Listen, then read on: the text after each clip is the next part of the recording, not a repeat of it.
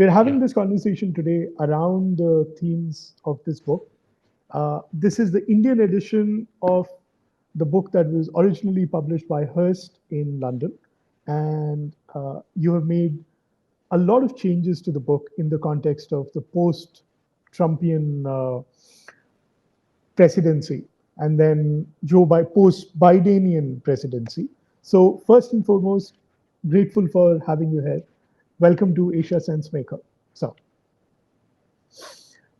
before we begin the process of the conversation around your book, India and China at Odds in the Asian Century, you have had a ringside view to not just intelligence that my colleague referred to while she was introducing you, but you've also been a pillar of the diplomatic community, not just of the fact that you were one of the most important people in the back channel communications between Deng Xiaoping and Rajiv Gandhi, but after that, you've been part of the Stimson Center.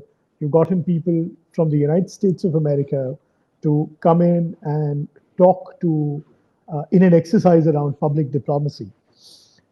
Are you perhaps today, 30 years post the Asian century moniker that was given, are you perhaps a little bit let down by how the promise of the Asian century seems to be collapsing on itself? Well, yes, in a way, because when Rajiv Gandhi met Deng Xiaoping in 1988, actually this Asian century was not used by, I mentioned that in my book. The Asian century, the expression was not used by Deng Xiaoping. This was used by the U.S. Senate Foreign Affairs Committee. We had used sometime in 1985 or so, while they were examining the rise of Asian nations. So they had hinted, uh, I don't remember now the exact word they used. They said that the 21st century will be that of Asia, led by China and India, just as the 20th century was an American century. So that is how the whole thing came. But what happened was, after the successful meeting of Rajiv Gandhi with Deng Xiaoping, all media and diplomats, all of them started using the Asian century. And when Deng Xiaoping met Rajiv Gandhi, he said that let us forget our mistakes. Let us look ahead and set aside our differences and carry on with our uh, other relationship. Meaning that he was just hinting, just as he had told Gorbachev also, earlier, that let the border dispute between Soviet Union and China be settled by wise young men in future.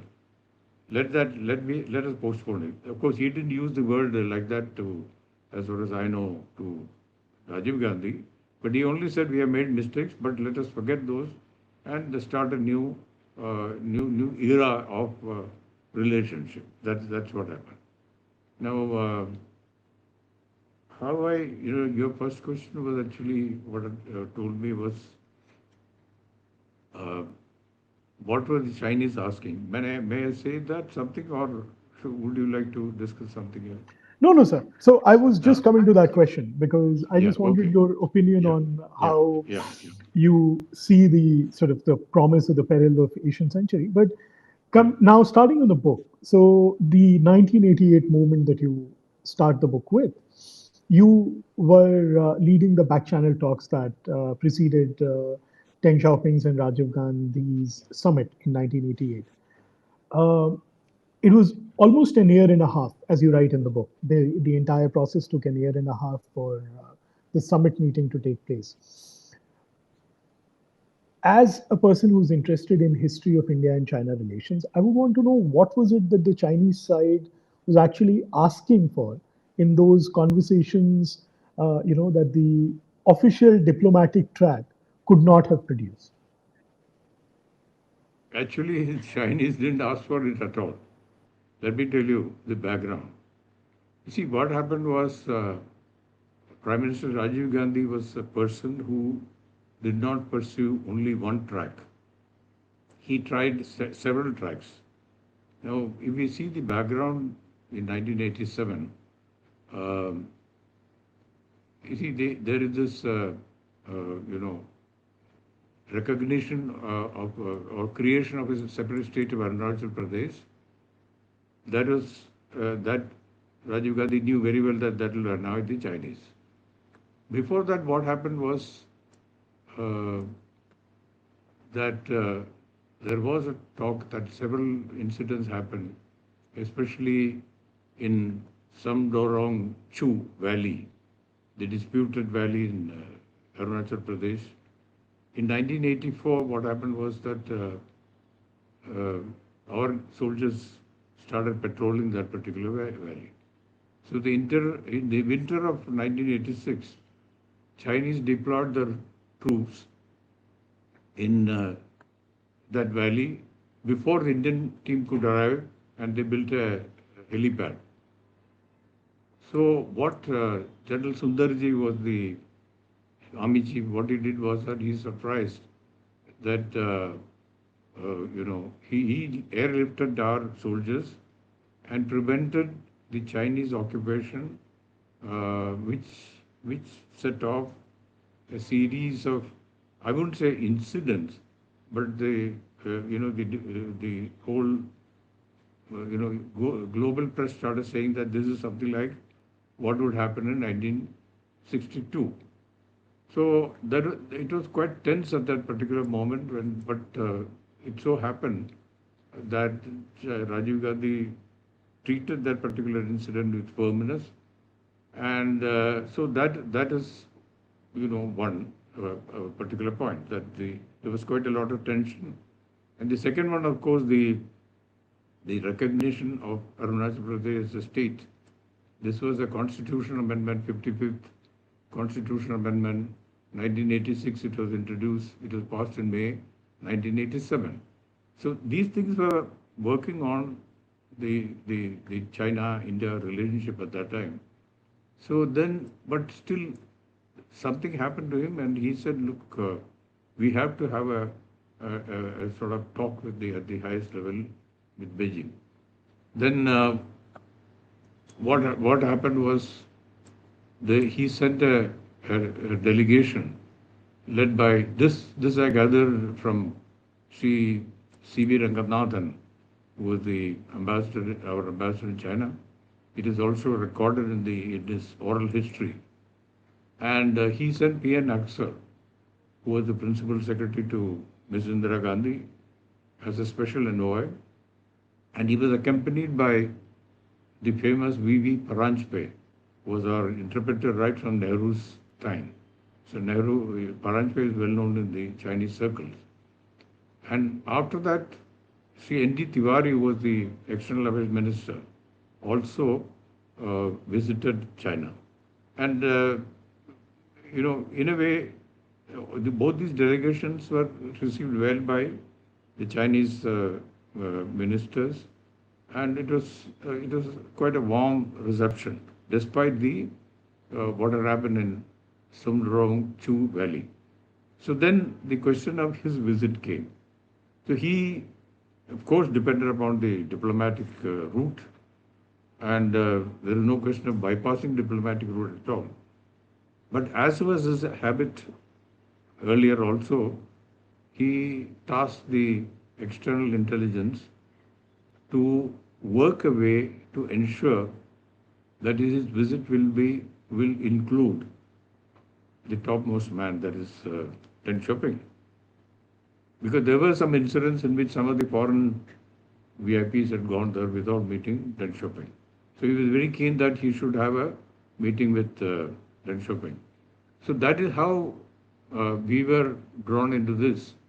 Let me tell you personally, I'm not a China expert. I don't know whether you know the working of intelligence. There is a clear-cut demarcation between the Right. operations and analysis. So the analysis people are the people that are expert who will interpret the how events have to be interpreted. I am what you call a I've been throughout a special operation person, and in which certain objectives, uh, strategic objectives have to be fulfilled for the government, which will assess the strategic relationship between two countries. In a way, it is actually a back channel uh, work for the diplomacy. It is nothing in addition.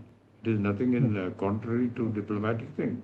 But just to ensure, and Rajiv Gandhi, as I told you, he was in the habit of using multiple channels to achieve a certain objectives. So that's how it came. Now the question is, the methods that we use were secret, which cannot be revealed even now.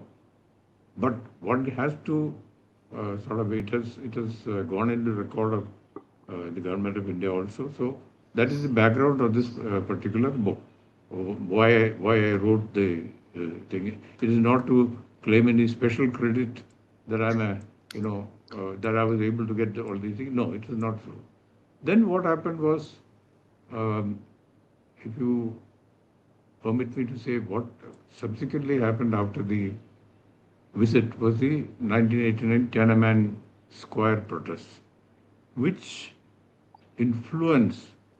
One thing I forgot to mention was there is a in those days there was a senior journalist called Dilip Bob Hmm. who accompanied Rajiv Gandhi during this visit.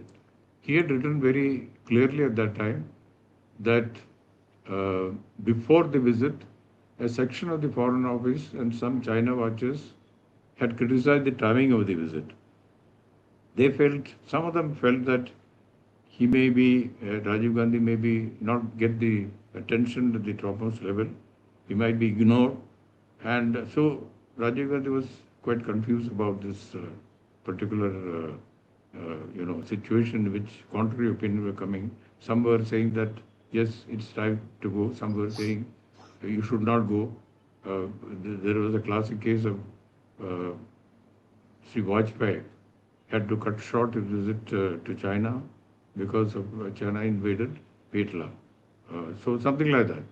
So this is the background, and so we were able to get a sort of assurance from through back channel that the visit will be successful. So that is the background. Right. Just to add to this, and it's not exactly a question, but an observation that the prime minister who succeeded Mr. Gandhi, P.V. Narasimha Rao, he, according to a biography of his, The Half Lion by Sitapati, in that there is a reference to the fact that he wanted to meet Deng Xiaoping, and Deng Xiaoping at that point of time, post Tiananmen, and the fact that he was old and perhaps he could not see the prime minister. So this summit meeting was quite an achievement in terms of the meeting of the Indian prime minister and the uh, successor to Chairman Mao, who has a huge role in the China that we see today. Building on this, my next question to you is also a question that fills us in a respect with a lot of squandered opportunities that we have. This meeting of 1988 led to a thaw that lasted almost a decade. The Chinese were not as suspicious of Indian intentions. The Indians were not as suspicious of the Chinese intentions. And it was all good between these two countries. Following the Pokhran test and the Kargil fallout immediately after that, uh, this specific there was a specific change that started happening. The relationship started becoming a bit more sullied.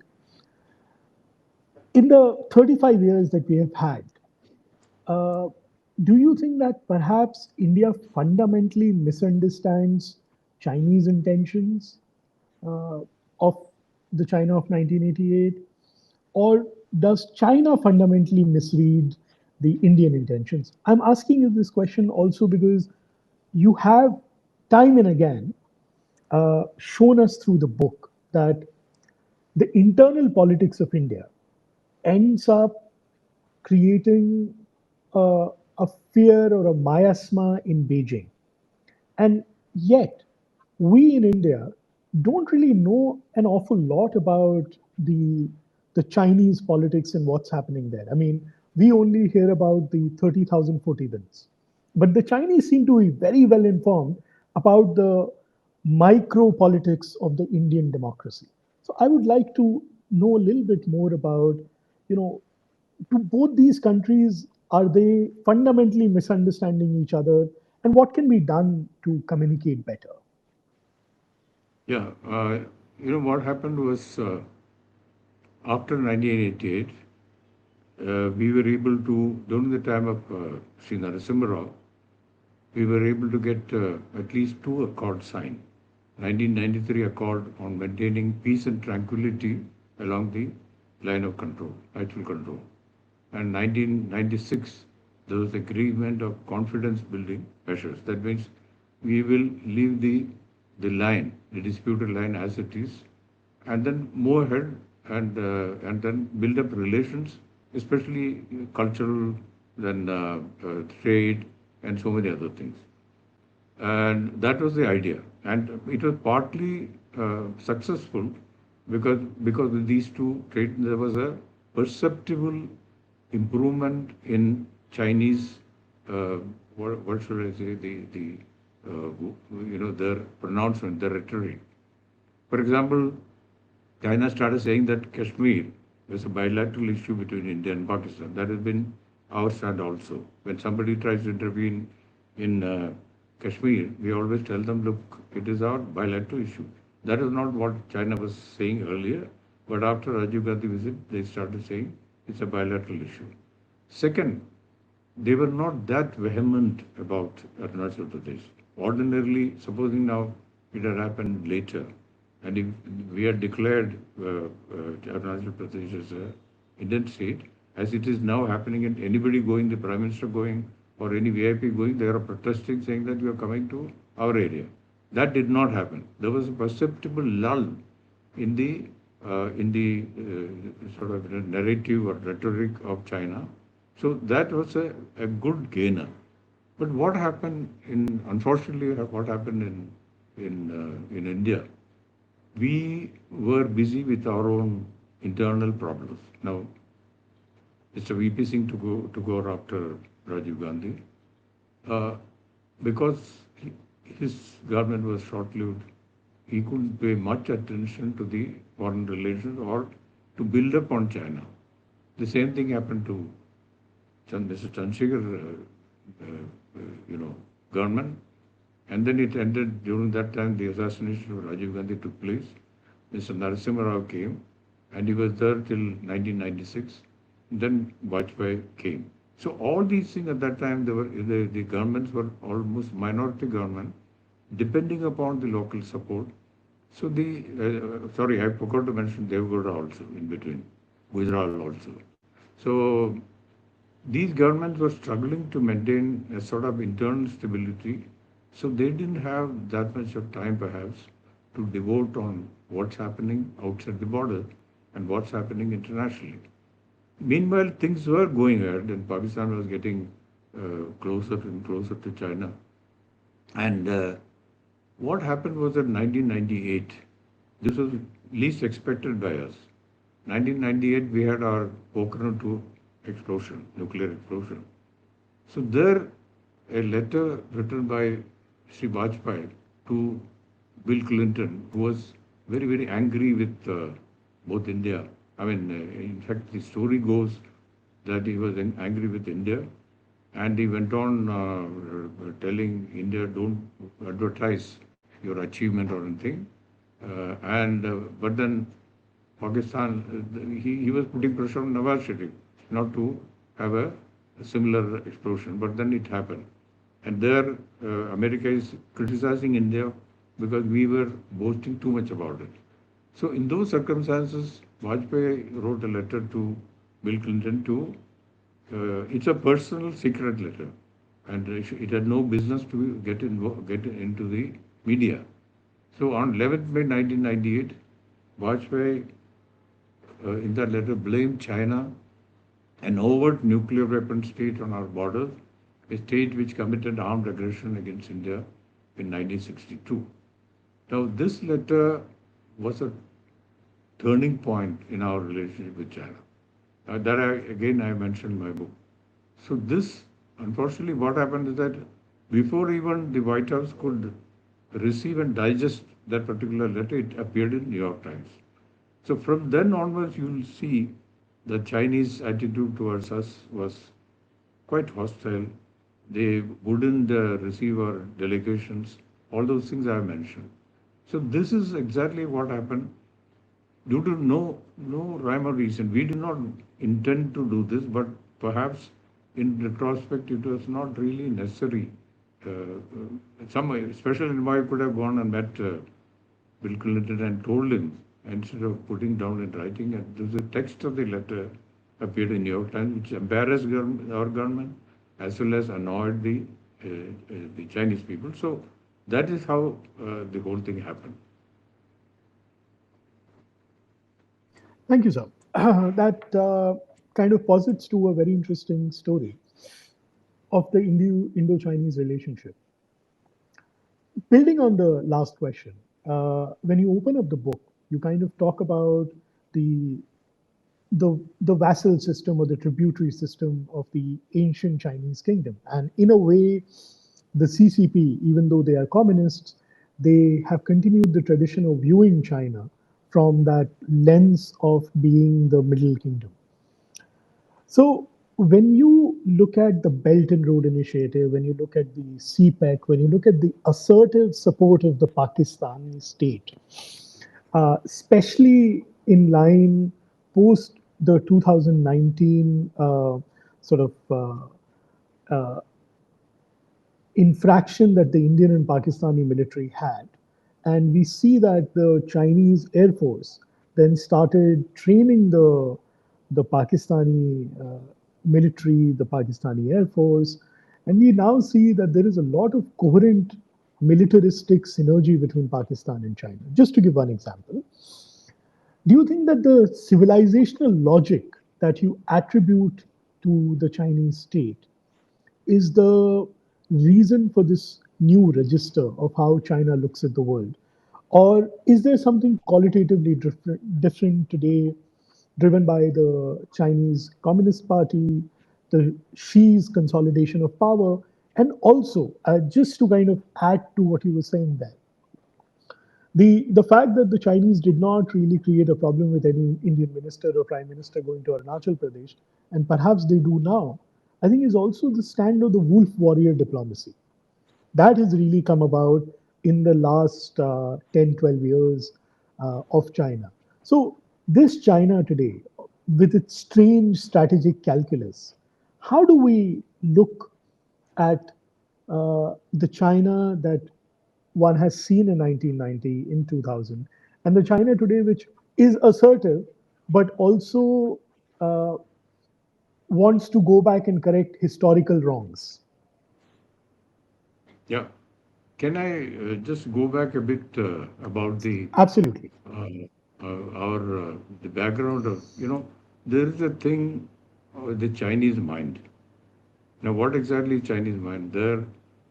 How do they negotiate?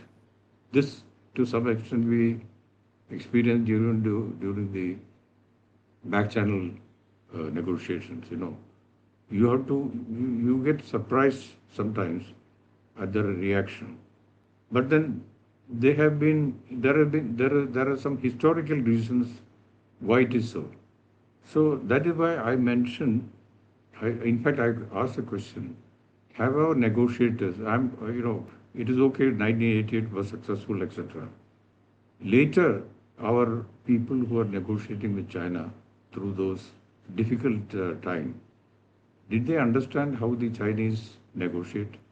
That is where I quoted um the book. It is a very good book, which and in fact, some of these these things appeared only after 1988 or even after 2000. Some of these incidents, some of the books, and some of the events to be sort of, interpreted, it came later. That is what I have mentioned, a certain thing which we did not know at that time. For example, there is a book which was published in uh, 1994 by National Defense University. This is written. This is a very valuable book called Chinese at the Negotiating Table, and this I mentioned in my book. It was written by Dr. Alfred Wilhelm, formerly of Atlantic Council, and the preface was written by Ambassador Alexis Johnson, who carried on long negotiations with the Chinese in Europe, which was sometime in Warsaw, sometime in Geneva, between 1955 and 1970. This is before Kissinger's secret visit to China and then Nixon following, etc. What exactly are they? How do they consider the world? How do they? And the interlocutor was Wang Bingman, that is Chinese, and Chinese. He has also written a biography later, autobiography later. Now, what they say is that Mao's principle is that Chinese relationship with others will be guided by China's own interests after 100 years of humiliation. They keep on mentioning this 100 years of humiliation. He says that in negotiating with other countries should conform to Chinese norms and values. And it's interestingly, the expression used by the author of this book is the door swings inward than outward. That means that the we will not agree to anything unless it benefits us because of the 100 years of humiliation. Then also this is something very, very interesting. All outside other countries are, this is a Chinese word, I do not know Mandarin, so I won't be able to even pronounce it properly, but I'll only pronounce it as it is written in English. Countries classified as Tanpan, Huitan, Huisang, and Shisang. These are all grading. So each one has a sort of different meaning. Now, Tanpan suggests that both parties, even hostile, are serious to see that the situation does not get worse. Huitan is used for normalization talks. It connotes trust and no hostility. Hushang is used between friendly countries, what they consider friendly countries. Shisang connotes greater level of trust and used for consulting. That means they will consult, like for example, the present relationship with Russia. And now another very interesting thing that I found. This was declassified only in 2003 by White House. The the secret talks between Kissinger and Schoenlager and Nixon's visit, that whole papers were declassified only in 2003. Now, that they maintain, Kissinger actually opted to follow three tracks. One was through Pakistan. At that time, Yahya Khan was the ruler. Second was through Ceausescu of Romania, who was also close to Mao and later other leaders. And third was through the Chinese ambassador in Paris, who was a long march veteran. So when the negotiations started, Chinese people told very clearly before 1971 to Kissinger that we want only the channel through Pakistan. So that is how that shows the level of trust China had in Pakistan. So among all these things, I would call that Pakistan was something like Shisang. So this is something. All these things we did not know because these papers were not. The book was published only in 1994. Then the White House papers were declassified only 2003. So this is how they look at the world, and uh, and also it was very clear the amount of withdrawal that Chewinlai was using against Nehru. That Nehru had global ambitions, imperial ambitions, and he quoted the discovery of India saying that look, he wanted an empire led by India, which includes Sri Lanka and all neighboring countries, etc.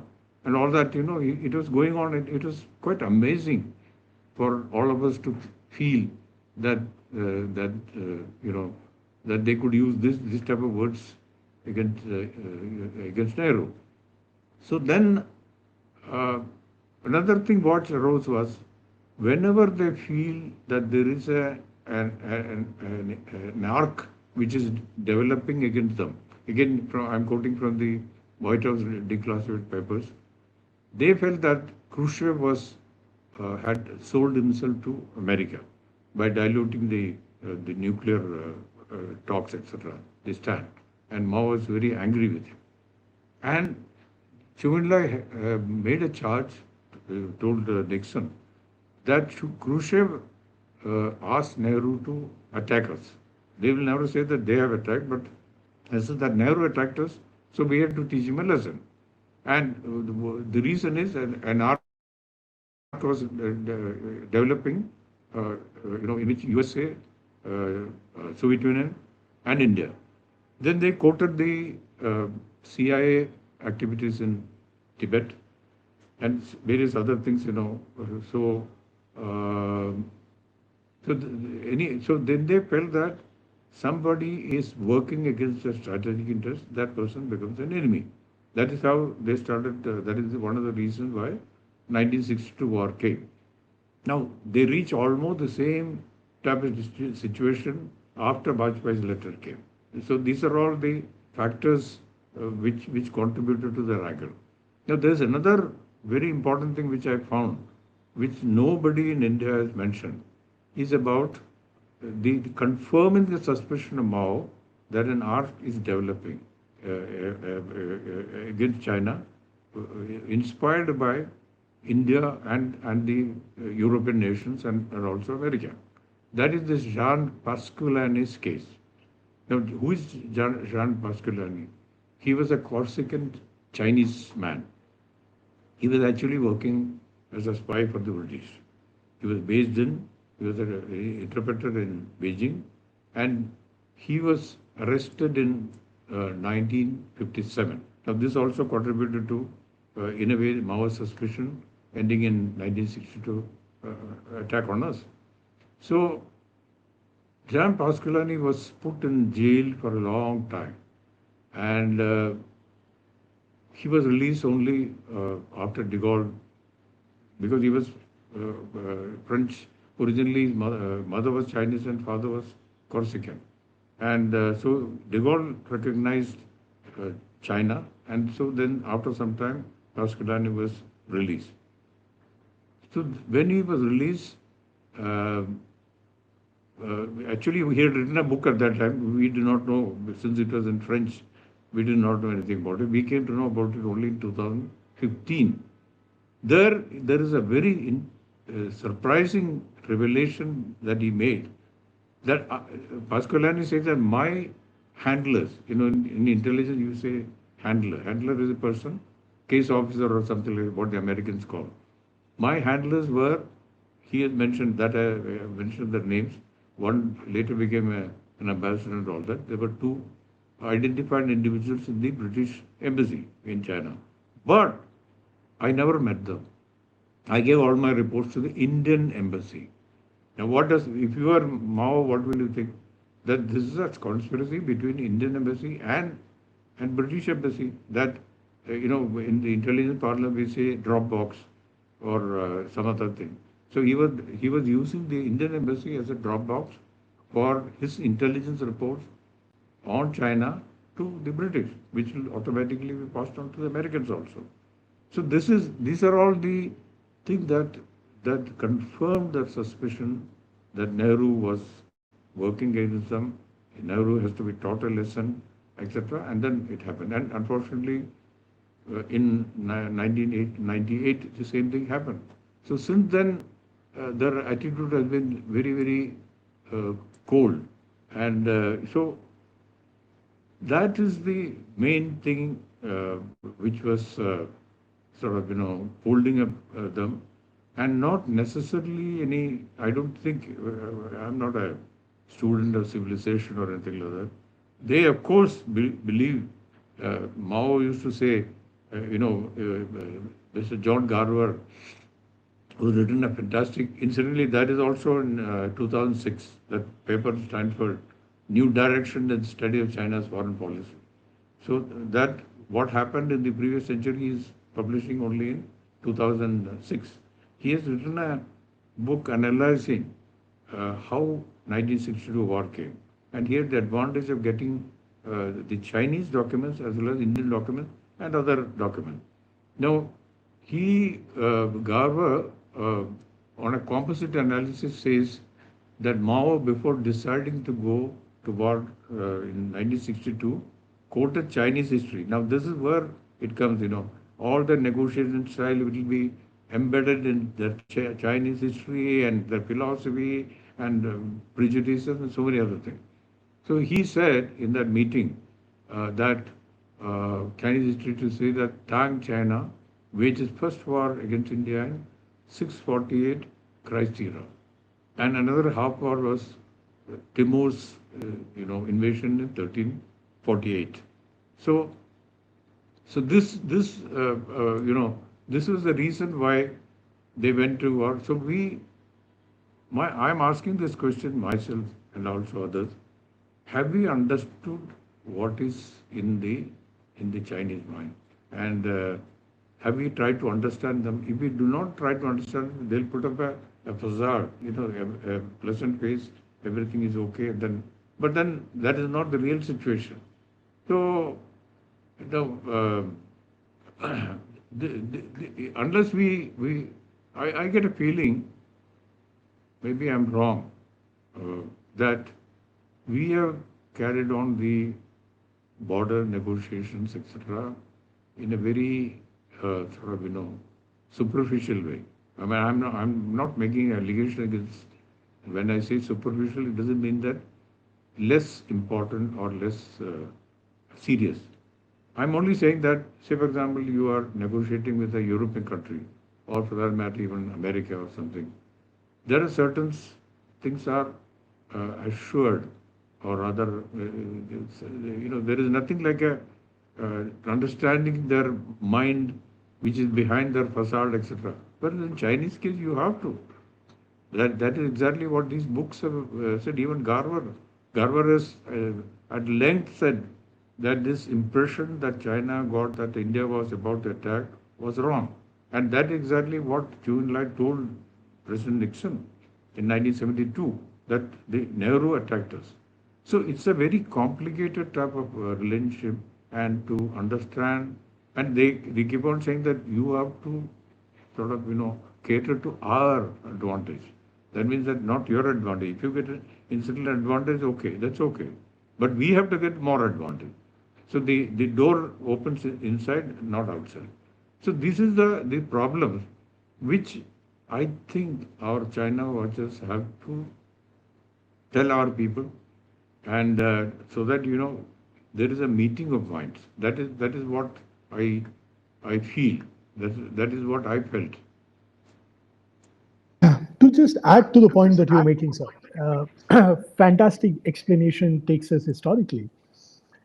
But while reading your book, every anecdote, every book that you refer to, primarily they are American scholars or Western scholars. We don't really have a culture of trying to understand the Chinese mind or the sinosphere. We don't have people like Wang Gungwu. So Wang Gungwu is a person of Chinese origin who is from Australia, lives in Singapore. He's a professor of civilizational studies, a good scholar of the three civilizations populating South and Southeast Asia. We don't have people like that. We have some people in JNU who look at it from the security side, but when it comes to culture, when it comes to the amount of research that the Chinese scholars of classical antiquity do on India versus the amount of Indian scholarship on China is beyond security, it's laughable. We are running a think tank called Asia, which works on China. We've been doing at it for 3 years. We are a small think tank, small resources, but even we've been able to understand the contradictions of the Chinese foreign policy are perhaps not really looked at from a scholarly thing. So this was my comment because it really makes the case for Asia very strong. But uh, one of the things that keeps on coming up in the book is that uh, China and India, they are both interdependent on each other economically. I mean, we are one of the biggest importers of Chinese goods. We are one of the biggest markets for China, and we have in the past tried to create a market in China. The Chinese pharmaceutical success to a large extent started with an Indian engagement because we have had a huge head start over them when it comes to generic manufacturing. Today, they have overtaken us in that respect. That's a different thing altogether. Post Galwan in 2020, there was a sustained freeze. And then in 2024, the engagement started opening up again. Do you think, sir, that this is a genuine strategic reset, both by Beijing and New Delhi, or it is just the moment of lull that comes in our constant confrontation with each other, while China manages other priorities and we manage other priorities? Do you see it as the starting point of a better relationship between both these countries that are also civilizations?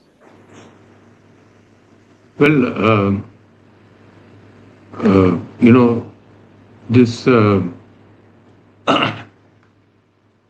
this particular warmth right now that we are seeing, or rather, why the warmth was not there before. I sorry, I think I'll come to your first point about the China study. I find that we do have to devote more attention to China studies.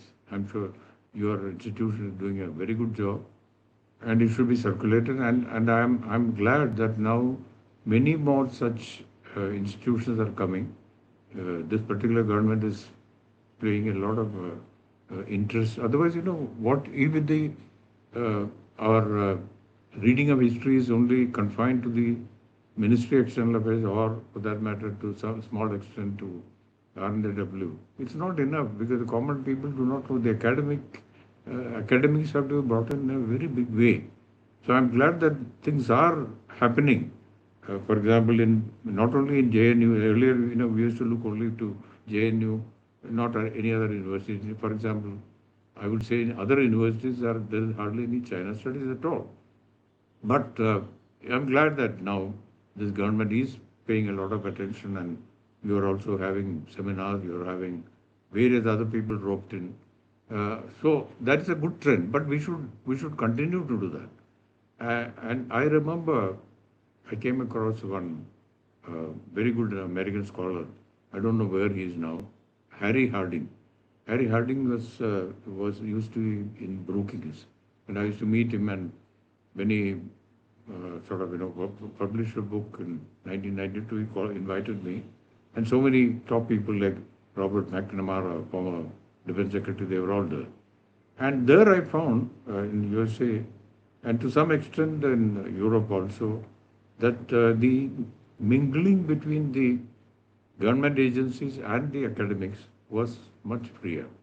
There is there is nothing like a watertight compartment between the government, say for example, Ministry of External Affairs China division, calling others and doing it. And I am glad that the present Ministry of External Affairs have set up the China think tank, and my friend General Narasimhan is an active person. He is a well-known scholar.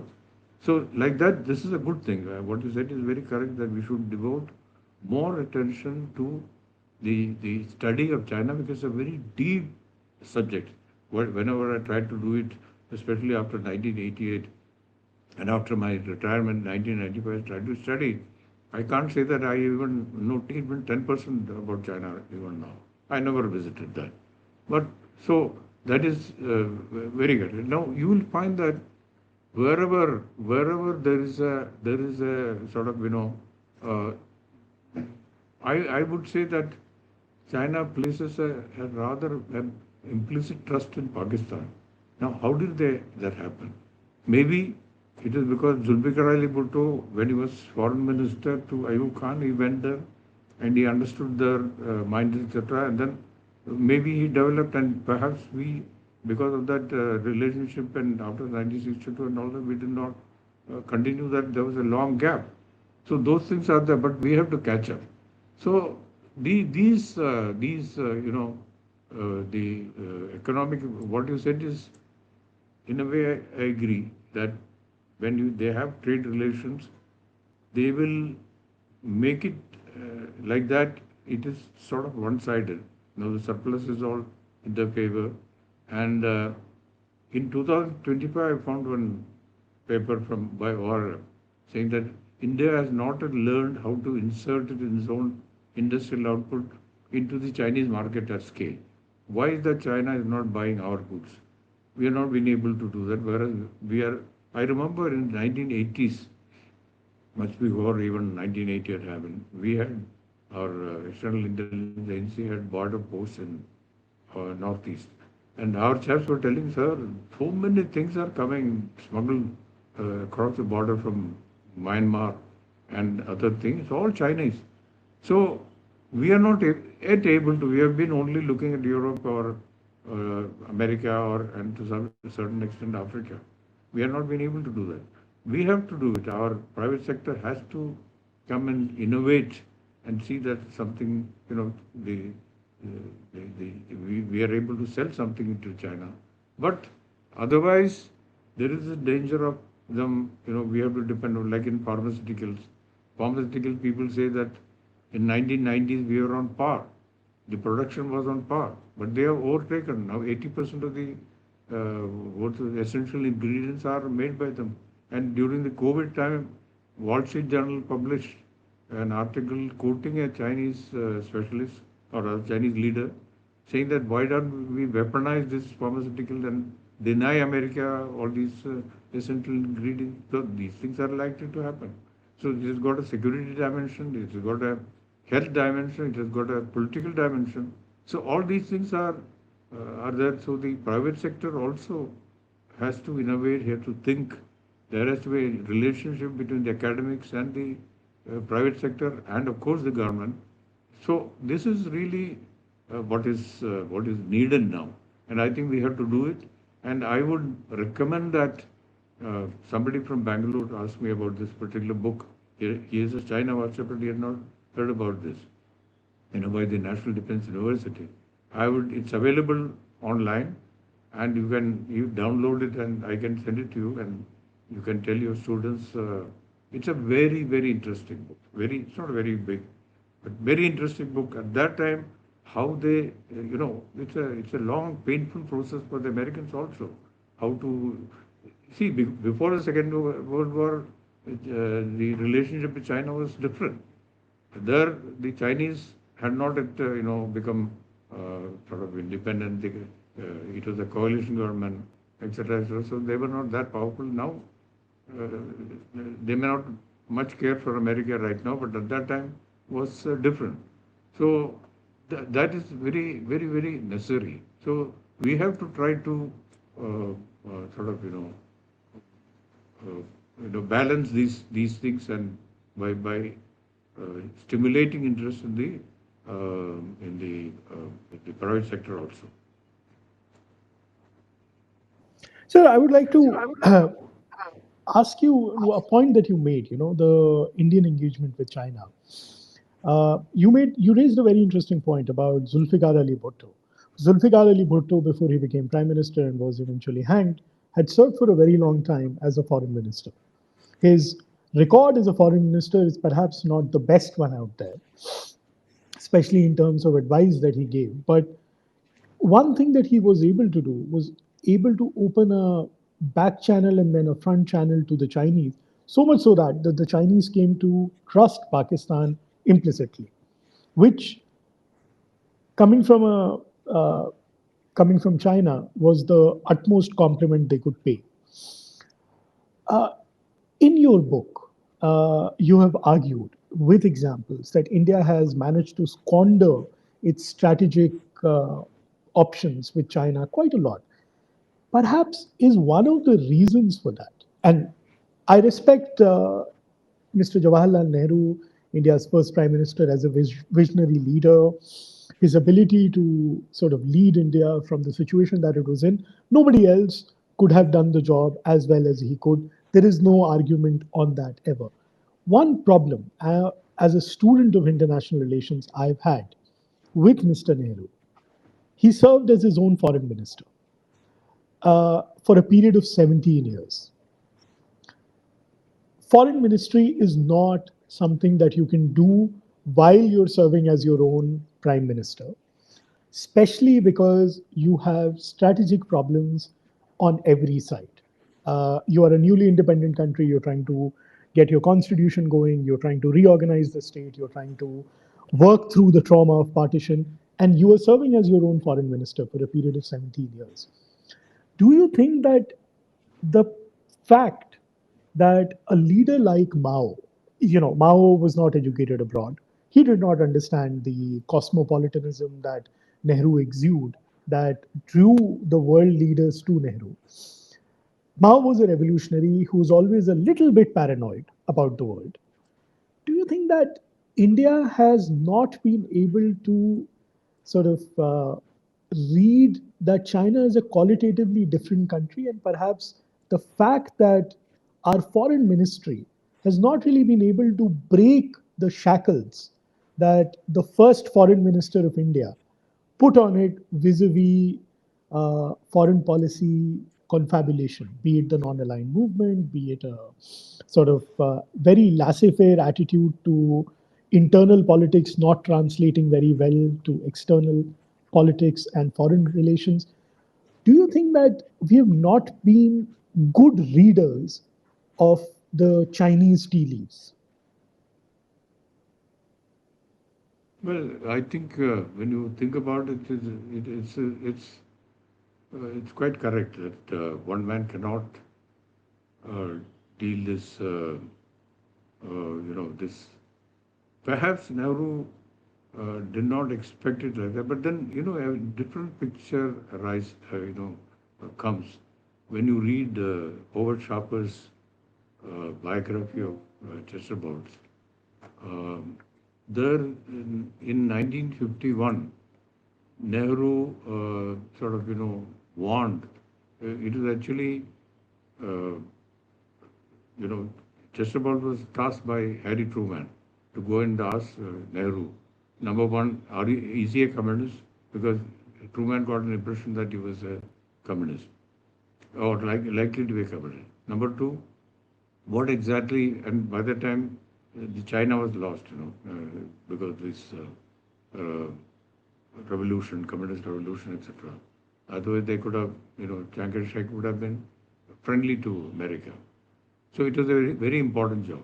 So Nehru, first thing in 1951, he told, saying that Chinese are expansionist, and the best way to deal with them is to take them around and sort of in a way humor them, and eventually split between China and Soviet Union.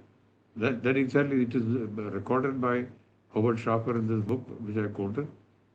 And in 1952 also, he said the same thing. He repeated the same thing, that we are not able to match.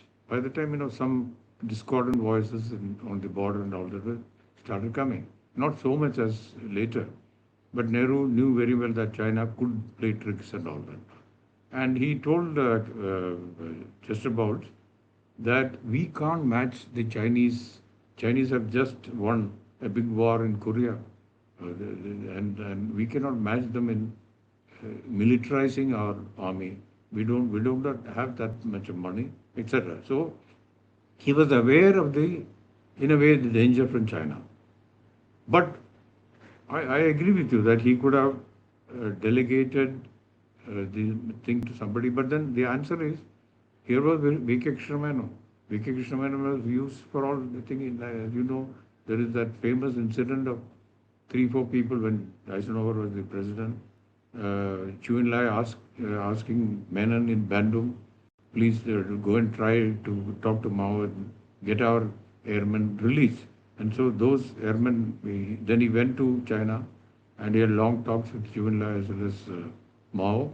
And finally, it was he, V.K. Krishnan, who made a statement in Hong Kong that China will be releasing them. And then after that, Eisenhower and Dulles were very happy with Menon. They called him over to White House and felicitated. All these things were known to Nehru. But the point is, I thought that I really get a feeling that he didn't expect that China will attack. This is what I feel. And then, I do not know whether our forward policy, which was advocated at that time, how much they realize the danger. These things are still not known. There are different sort of versions of that. I don't want to go into that because it's history.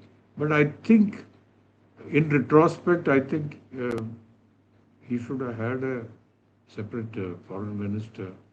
But I get a feeling that because of the looming presence of V.K. Krishnan all over, and in another book I've written, Nehru's own sisters were very unhappy that he was, allowing V.K. Krishnan so much. I written a biography of ASIA Sensemaker, who was very close to Bose, who was the point man in Europe, managing Indian Legion before Bose went to Singapore and take over the INA, etc. So they were all quite unhappy with Nehru, and Nehru, why is this man dominating the prime minister? So it was a very difficult days at those days.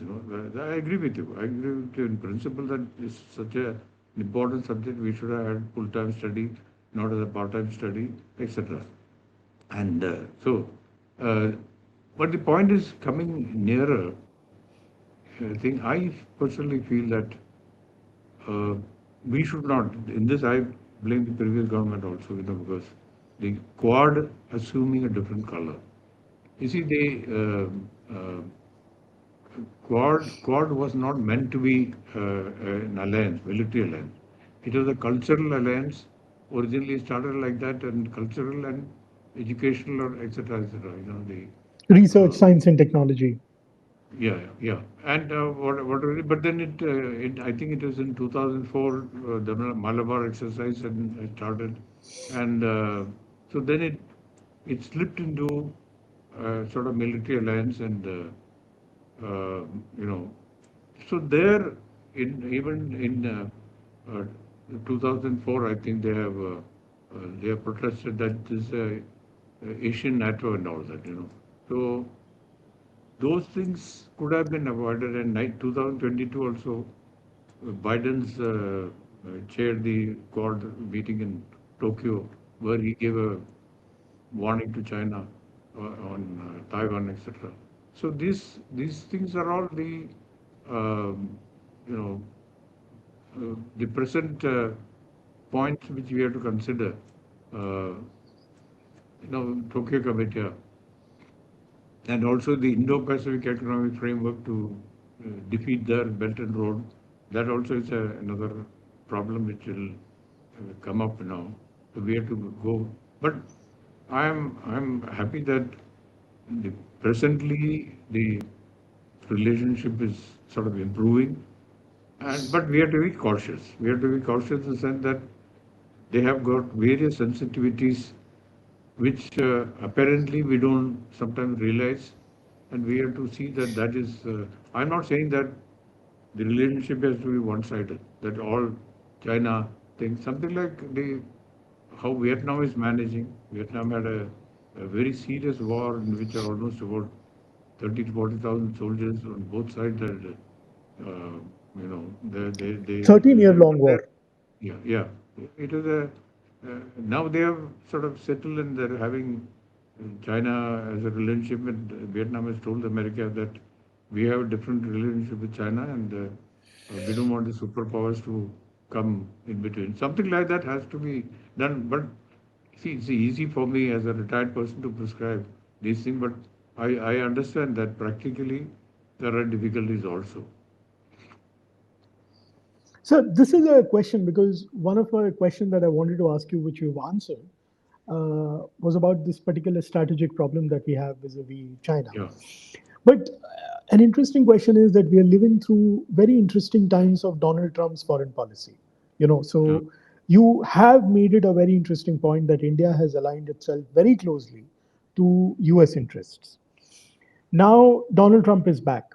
Donald Trump is not your average run of the mill politician. In fact, he's not a politician at all. And his foreign policy is very transactional. It's an unpredictable foreign policy, often done on social media, and is a very performative foreign policy. And now that we are aligned with them, do you think that our reliance on Washington, Australia, and this particular uh, sort of alignment as it is operating, you just pointed out to Quad, but China is our northernly neighbor. We have a huge trade relationship with them. And yet, we're not really able to sort of create a strategic space. Your entire book argues for that strategic space where India and China can parlay on equal terms. Uh, is that space available right now, do you think, or has that window closed? No, I don't think the window is closed. We can, provided we acquire sufficient economic strength. See, for example, I've also gone into the education, R&D, patents, and so many other things. And where we are lagging behind, it was not like that in the 1980s. Because of I would say, I particularly mentioned the ministries between 1990 and 1998 where there were about eight different regimes. We lost out quite a bit. So our effort now will be to sort of recoup that economic strength and come back to the 1980s. 1980s when Asian Games were held. That's what at least people have said, that we were the first to broadcast in color television, which China did not have. And pharmaceutical also, I read the experts saying that in 1990 we were on par. So we should have our economic strength. Once you have the economic strength, then you can start sort of uh, negotiate with them from a position of strength. So that is should be our top priority. But the point is that we should try to freeze the border so that we don't have to worry too much about the border issue. Border issue, because what happens is that something like this happening on the border, then you have to spend much more money on the defense. And I'm not saying that we should neglect the defense, but more emphasis should be, I think, on the economic prosperity, economic sort of so that we will be able to sort of uh, negotiate with them from a position of strength. So that should be our criterion in any way. One thing is that Mr. Trump, I don't want to go into that superpower politics. The Trump has taught a lesson saying that following a particular policy is not good for India, because otherwise he would not have treated it like this, and 100% tariff and 50% tariff and keeping us waiting for all these things. And so he has got other priorities. So we have to now turn to the Asian and perhaps European. I don't include Australia because we have fairly good relations with Australia, and our concentration should be Europe and Canada, rightly so. Canadian Prime Minister came, and Australia and Asia. So let us try to do that and sort of uh, reorient, or I don't want to say totally sort of going back, you know, I mean, I don't know how to express this. So we have to sort of reorient our foreign trade policy. That's what I feel. Right. So we've hit the 1 hour, 5 minute mark, and now I'll be on the ladder to the last two or three questions that I ask you Yeah, because this has yeah. been an interesting conversation. I've learned a lot, and I would want to circle back at a later date with your time, permitting, to have an extended conversation. But here is a thing that was very interesting about your book. Very few books that deal with China, written by Indian scholars, uh, devote any space at all to, especially now, uh, to doing a long, comprehensive historical framework. You have done that. You have given the space for Nehruvian vision and ideas. You've also looked at NDA, the first NDA, UPA, a lot of the policies that kind of was important. But you've also given RSS a very interesting space. And I think in the last 10 years, there has been a major change in how India conceives of itself. Self conception has changed quite a bit, from Nehruvian non alignment to sort of a very civilizational Hindu nationalist framing. Does it radically change India's strategic choices on its uh, frontier with China? See, the point is, we are not like China. We are a totally different country.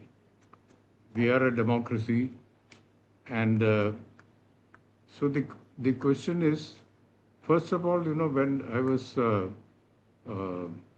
writing the book, I came across one.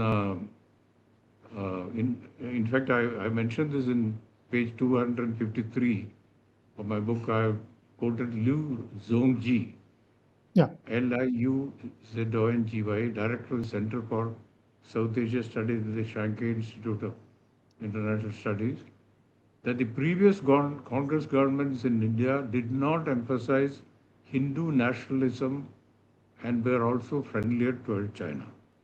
So this made me curious, saying that, look, are they looking at us from the political beliefs of our government or just as a government of India?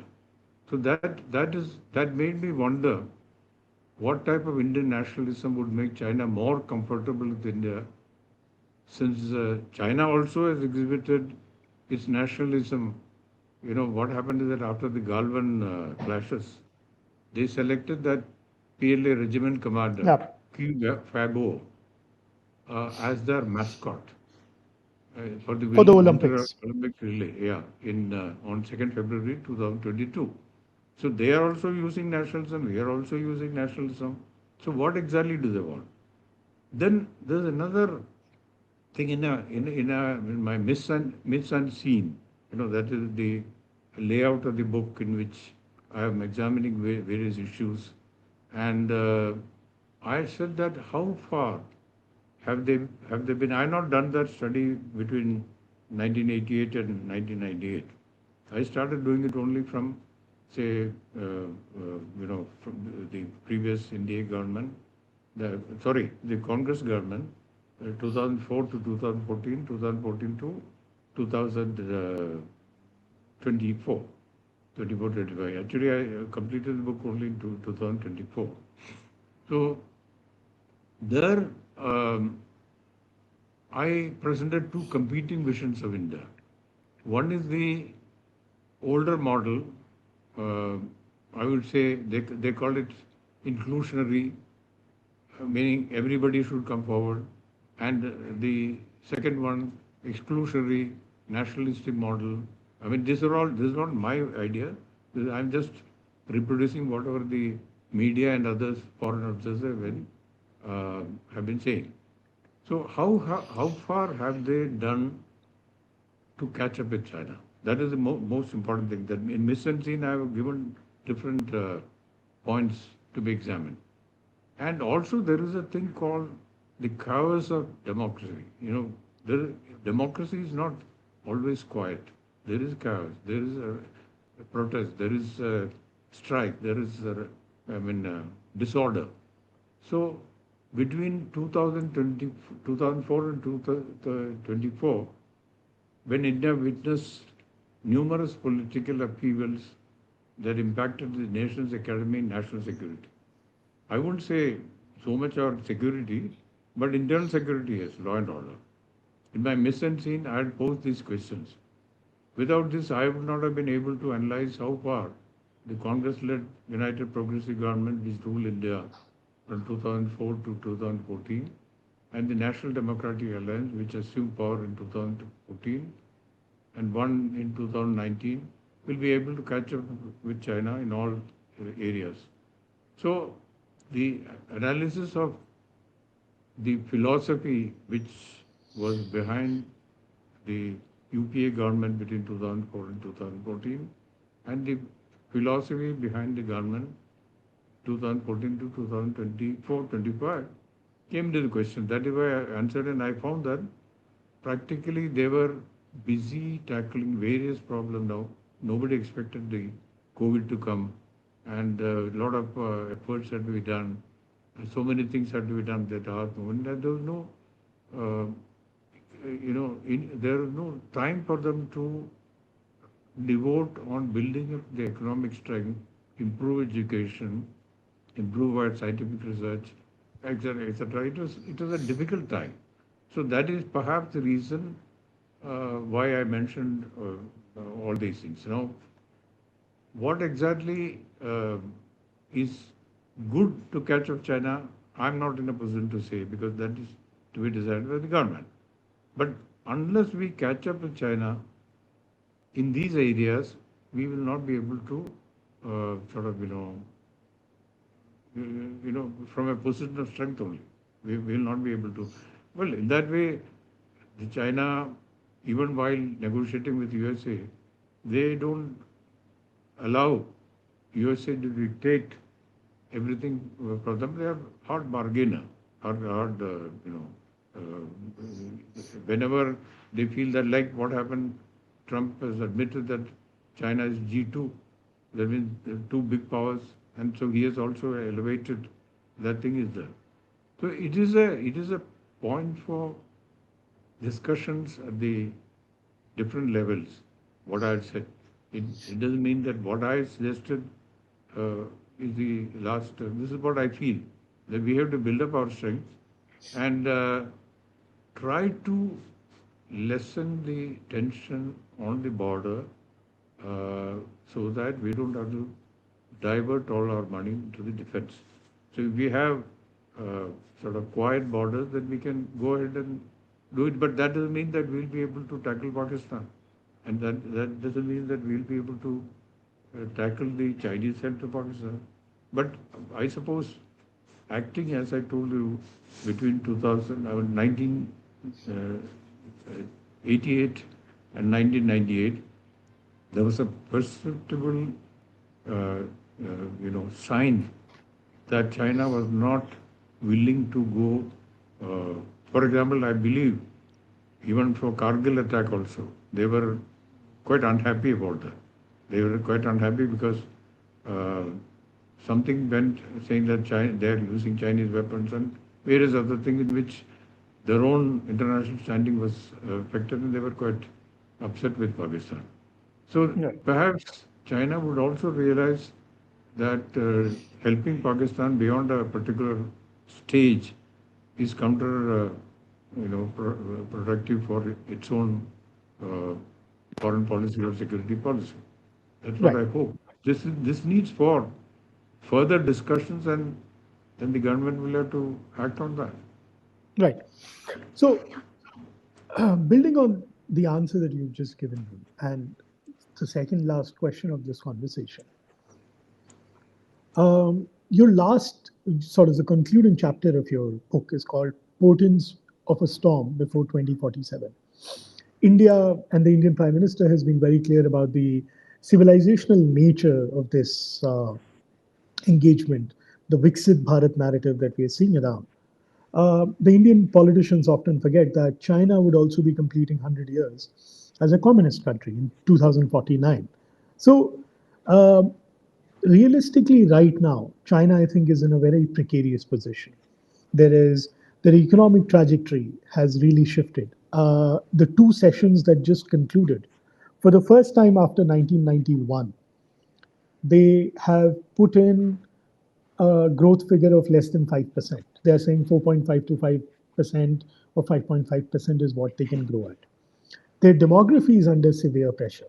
The one child policy succeeded quite successfully, and now they want Chinese women to have more kids, but the Chinese women are not really that interested. The challenges of their property market, which really bolstered the economy, that is falling apart.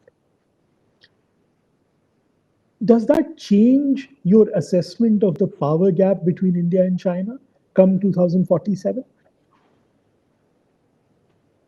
Well, I don't know really what these things will play out. Now we are only in 2026. There's still 20 more years to go, for us, and more than that. What will happen?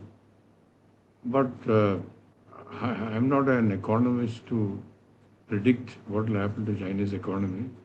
But as of now, even the Western observers are saying that they're doing. It's okay. There are certain problems they have, and with the Western or European decline, China will certainly be able to uh, sort of exercise their assets, the metals, precious metals, and other things, and also because of the incoherence uh, uh, of the American foreign policy, which there was somebody to sort of guide the Western Bloc. Now Western Bloc is badly divided. So I think China will have the upper hand at least for the next 10, 15 years. Right. So we have to sort of, my advice will be that we have to see that they are not annoyed.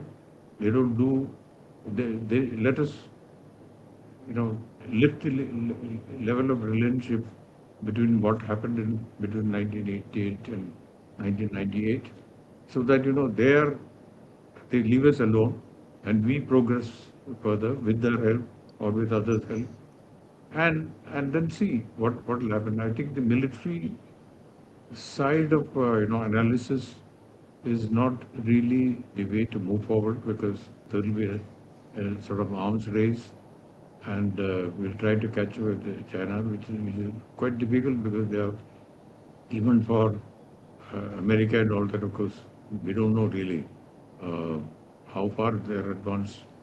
Uh, but they're now, Western observers are saying they're almost equal to America. We don't know. That has to be Right. tested out in a natural battle.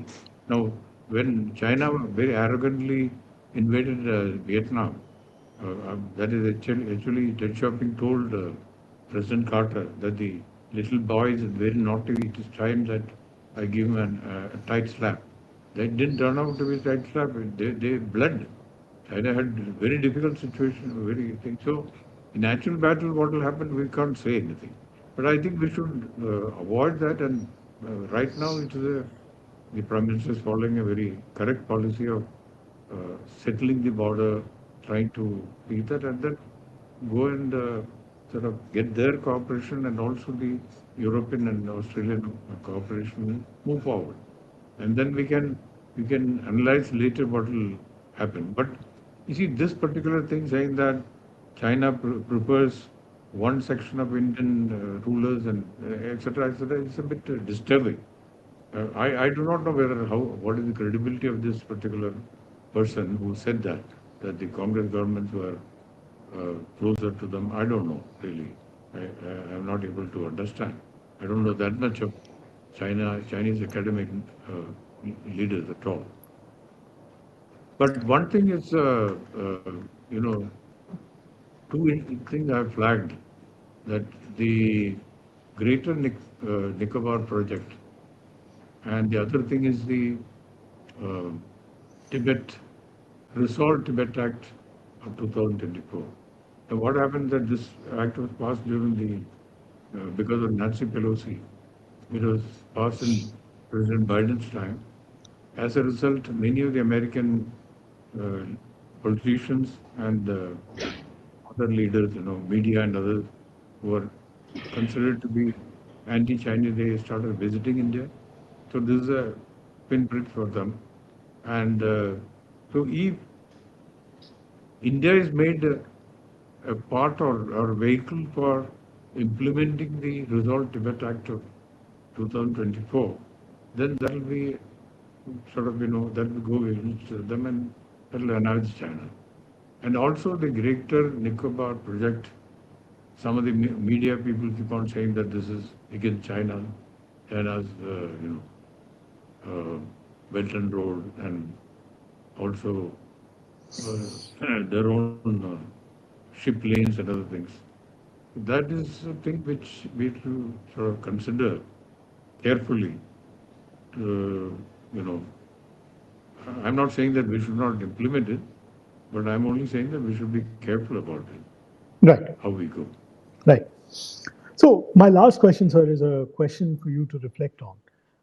You spent decades in intelligence and diplomacy. You've seen the analog side of intelligence gathering, and you've seen the digital side of intelligence gathering, evaluation, etc., etc. And you've also been a prolific scholar. You've written books, you've written articles, you've given lectures to think tanks across the world. Uh, you have, as you said, you're not an expert on China, but you are a special operatives person. But you do have a perspective on China.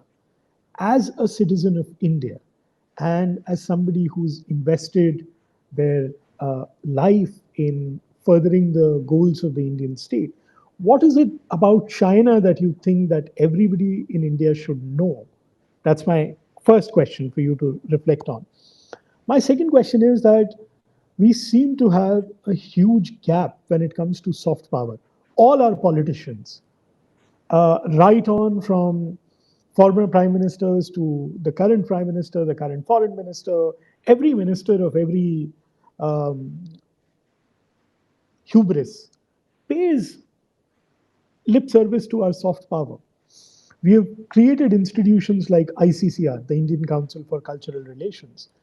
They might have done fantastic work in the past, but today, when public diplomacy needs a very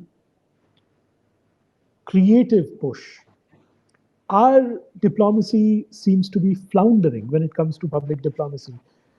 We have Vivekanand centers and Nehru centers and centers across the world, but what is it that they are doing? Because the general understanding of the Indian civilization and the hate for the Indians on the internet seems to be increasing at a precipitous manner. So, two questions for you to reflect on.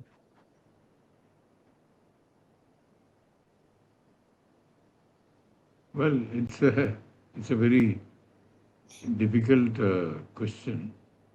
We are doing a lot of software ICCR. Maybe that they there was a tendency to connect with the Indian diaspora. That is one of the top priorities in those days. We have to utilize the strength to connect with the Indian diaspora. So in that for that we have done quite a lot in Caribbean states and Africa and other areas. But to convey what what India wants, like for example the India Center in London, I do not know how far it is working.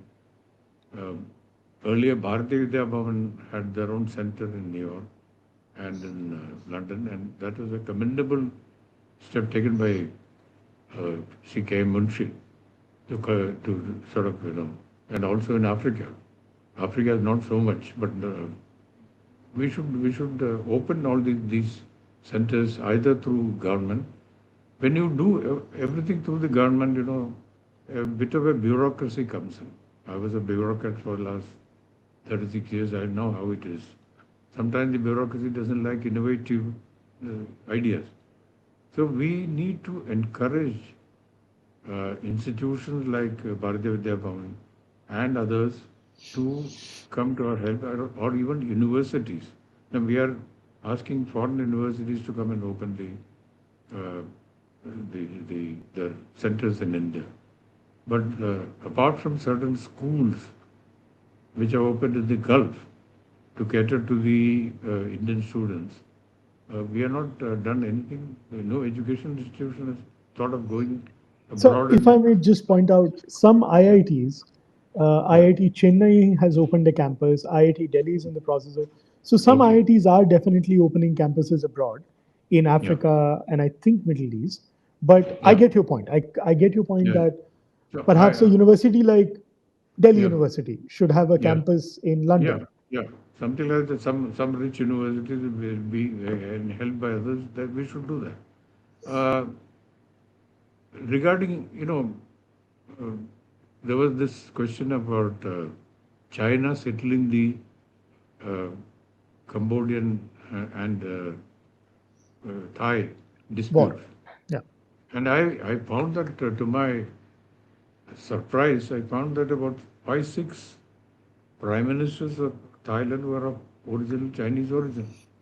Now this is you see, these are all the things now. For example, that is their natural advantage. They were able to spread much more than us. Of course, we have our own people of Indian ethnic origin in various countries, and that we have in a way exploited. But these their natural advantage, for example, that is the biggest minority in Australia, Chinese, and so they have that natural advantage and other things. But we have to do what you said is very correct, that we have to, through the soft power has to be sort of accompany with the official people, and yeah, and I personally feel that should not be part of the government. Can help them, but let the writers and dramatists and others, let them take over and encourage them. Our own Sahitya Academy, Lalit Kala Academy can also open branches outside it, and then there's a lot of interest even in China of Indian plays, and you know the our epics, Mahabharata and Ramayana and all that. And there's a lot of interest, and that has to be cultivated. Our dances and other things, that has to be cultivated. Students, the student exchange program, we are all going to the West and Europe, but why can't we go to China? Why can't we go to other countries? We should do that. That's a very Absolutely, sir. good idea. We should do that. Absolutely, sir. But so, what is that one thing that you would want the common people of India as Indian citizens? What is it that you want them to know about China? I personally think that we shouldn't be paranoid about them, because an average Chinese person doesn't know much about India. So, but I've seen some of the small businessmen, some of the people even in Mumbai, having had no problem at all with doing business in China. There is help coming. There is curiosity, not animosity. But I can't say the same thing about India. We seem to somehow have a feeling that they have invaded us in 1962. Then Galwan clashes took place. So we don't like them. We don't trust them. I think that has to go. That only the our politicians and social activists can remove that, and so that the same that type of hostility I had never seen in the countryside in China about India. Curiosity is there, yeah, because they don't know the present generation. They don't know much about India. They Right. know that India is there, and then when there is a some cultural exchange, etc., they are interested in that. So I think that has to be, we have to tell them not to be suspicious of them. And the unfortunate incidents in Delhi, people from our own northeast being mistaken as Chinese and then hit and all that. And then our media also should cooperate not to give too much of importance to such incident, which creates a feeling of, not wanted in our own northeast, etc., etc. So these are all the little things that our, sociologists, universities, and to some extent even government machinery or information machinery can help in doing that. I think that should go a long way, and try to understand that at one time, the prehistoric time, we had active. Where else can you find? I have mentioned three Yeah, Indian saints are still, their statues are still there in China. China. They are not thrown it out. They say yes, they came from India, from say South India, from Kashmir, etc., etc. They are considered to be icons there. So that similar thing, if you do that, then the relationship will go, the understanding will be better, and not only on say what they are helping Pakistan, they are helping some other people who are in making with us, etc. That's the way to carry forward this message. That's Right, what I sir. would say. Right, sir. Thank you very much for your time today. And sorry for all the technical snafus. For No, anybody no. who's interested, this is the book. I would really recommend that this book be read widely, and Thank you. not just by international relations experts, but also this is a very interesting insight into the last 75 years of Indian politics from how a Chinese would see it. And I think that is a very rare thing to have done. I think also Faisal Devji and Kanti Bajpai. Faisal is, of course, a pretty well known scholar of the Islamic world, but Kanti Bajpai, if I'm not wrong, is one of those iconic China watchers from the Yeah, Indian Foreign yeah, yeah, Services. yeah, yeah. And I think this needs to be perhaps even be translated in Hindi because, Oh, that's uh, good. but Yeah, thank you very thank much, you. sir, for your time And today. thanks a lot for giving me the honor of addressing you. But thank you Uh, very much for your time.